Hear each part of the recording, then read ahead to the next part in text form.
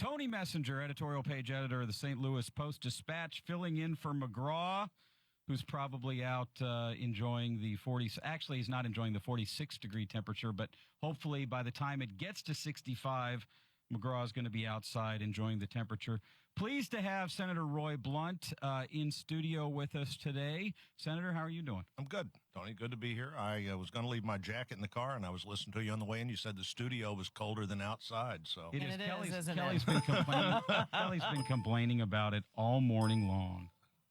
Really, Yeah. Tony? Yeah, you have. Didn't sound You like have. Kelly complaining Really? to me. Okay, maybe I've been complaining. Maybe you were complaining. Thank I don't you. You were complaining. As the senator knows, I complain for a living.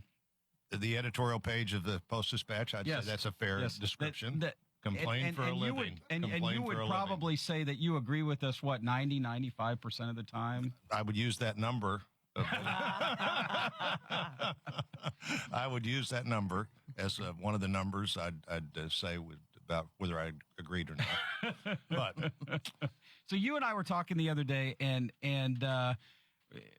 we had this horrific shooting down at Fort Hood, the second time that military base has had a shooting by a member within the military who there's clearly been some questions about his mental health. It's been a topic that has been in the news a lot, not just as it relates to the military, but I want to start by talking about the military. What's interesting about the Fort Hood shooting is that is a base that has had a little bit more attention in the last year or so on dealing with the incredible number of soldiers and veterans we have coming back from Iraq and Afghanistan and other deployments, dealing with serious mental health issues, and yet we don't seem to be, as a nation, yet making much progress in treating those issues very well. Tell us a little bit about what you're working on in Congress to try to improve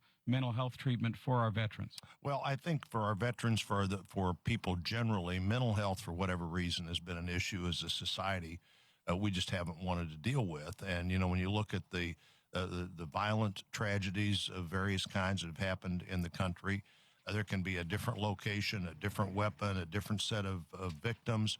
But the one thing that's always consistent is somebody with a mental health problem, normally known in the community or at least in their family, that hasn't been dealt with adequately. And we have just refused to deal with that. In fact, Tony, after the Sandy Hook tragedy, the shootings at Sandy Hook Elementary School in late 2012, the Senate committee that deals with mental health had a hearing in January on mental health. It was the first hearing that any Senate committee had on mental health since 2007. Now, this is something that, the National Institute of Health says 1 out of 4 adult Americans has a diagnosable and in all likelihood treatable mental health concern, 1 out of 4. But the Senate committee that deals with this hadn't had a hearing in 7 years almost. So we just haven't dealt with it properly. Senator Stabenow and I introduced legislation last year, got a pilot project for that legislation passed just recently, called the Excellence in Mental Health Act, where we would treat for the purposes of mental health clinics and federally qualified clinics that wanted to add behavioral health in a 24-hour-a-day kind of full-service mental health world, where they get reimbursed for mental health just by the government, just like they get reimbursed for any other kind of health. And I asked the Surgeon General of the Army before the Defense Committee that Senator McCaskill and I both sat on the other day, if this statistic, 1 out of 4 in the general population, how would that relate to the people in the military? And she said, we recruit from the general population. She said, my view is that number's about right for people in the military.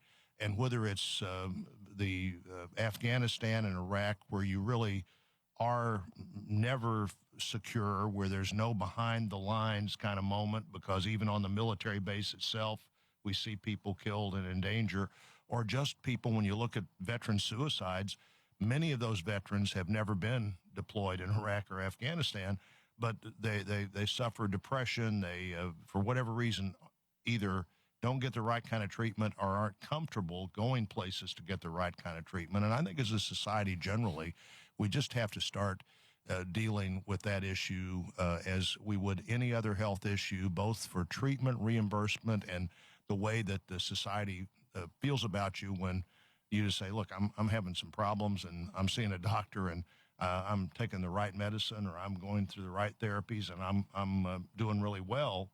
People are afraid to say that now, and we've got to get over that. So to that end, I'm getting the break sign here. We're going to have to take a break. We'll get back. I got a question for you on that, and then we'll talk about some other things. Okay. Can you stay for I'll be another here. segment? I'll be here. Senator Roy Blunt with us. You're listening to the Big 550 KTRS. Let's take a break. Tony Messenger filling in for McGraw-Millhaven. Tony Messenger filling in for McGraw today. We're talking with Senator Roy Blunt about mental health issues, and we were talking about the need for there to be more of a focus on mental health, not only in the military but also nationally. And one of the things I wanted to ask you, Senator, is that we've known about this for a while, and yet we've seen congressional funding for mental health services decrease. We've seen here in Missouri state funding for mental health services and the number of beds that are available for that sort of thing decrease for as long as I've been in the state covering that sort of an issue. Is there a change in the political will right now, both at your level in the Senate and hopefully at the state level where we take a lot of federal pass-through money to get a more serious focus on helping to deal with mental health as an important issue? Well, I hope so. And, Missouri's generally been one of the leaders in mental health and mental health first aid and our mental health, the community mental health facilities and our federally qualified facilities providing more behavioral services, a number of really pilot organizations in St. Louis that have the clubhouse model, lots of things that impact mental health in a positive way.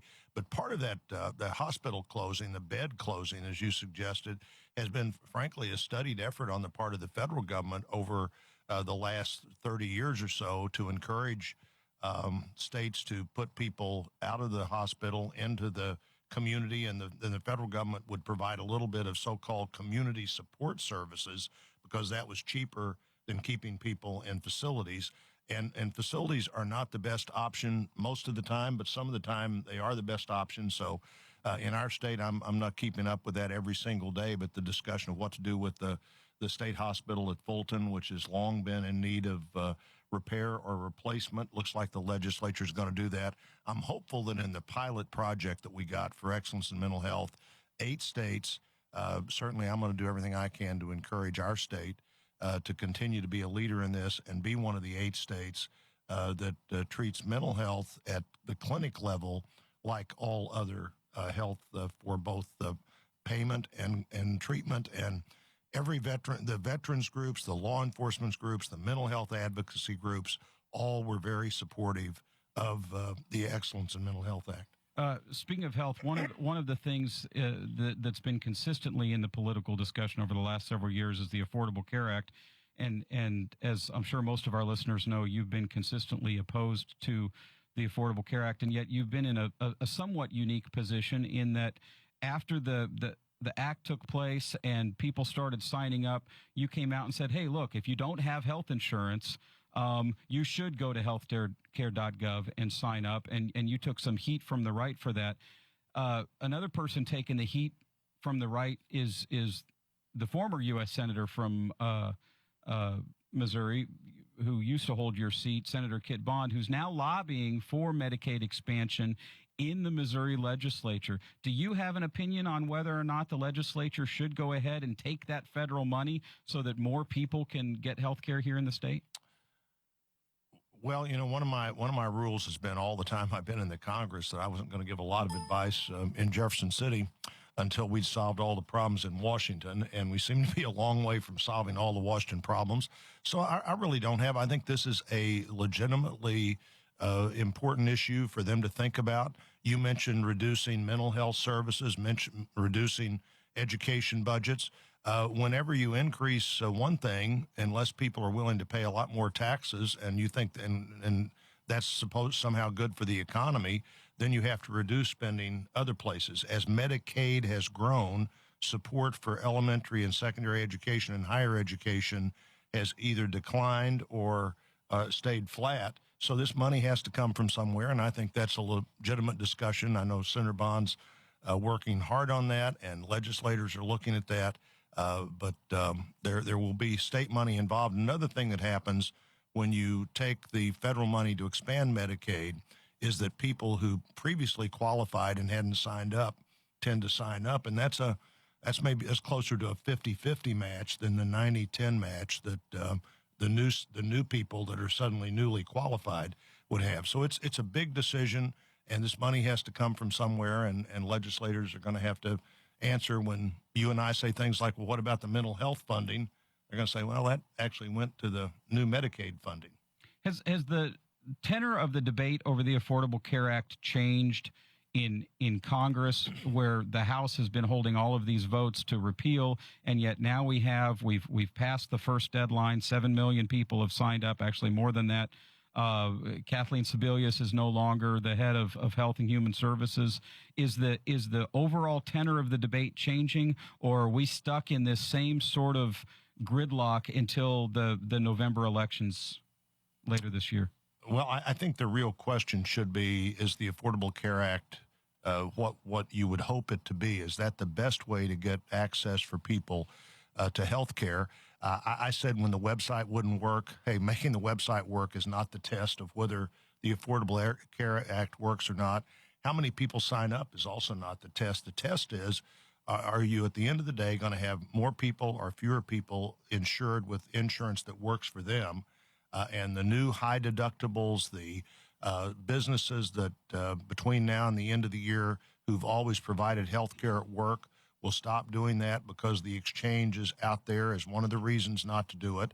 I think we wind up with fewer people insured 2 years from now than were insured 2 years ago.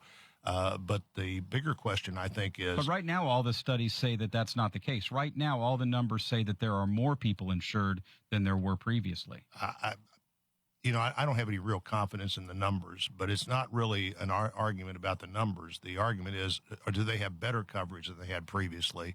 And the new higher deductible policies, maybe the policies cover more things, but most of those you don't need. And so every week we have all kinds of people contact us with the deductibles. Hospital administrators around Missouri say that their fastest growing category of unpaid debt are people with insurance, because people that perhaps used to have a $500 deductible maybe now have a $3,000 deductible, or a $7,000 per individual in the family deductible is not unique in the system today. So was that really the best way to change this system?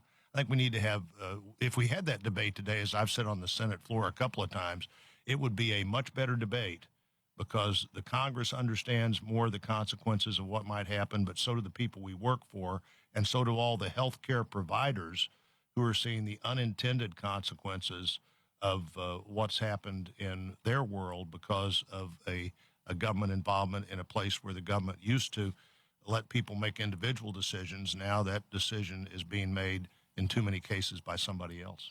That's Senator Roy Blunt joining us in studio today on the McGraw-Milhaven Show. We've got to take a break. Thanks, Senator, for being here Good today. to be here.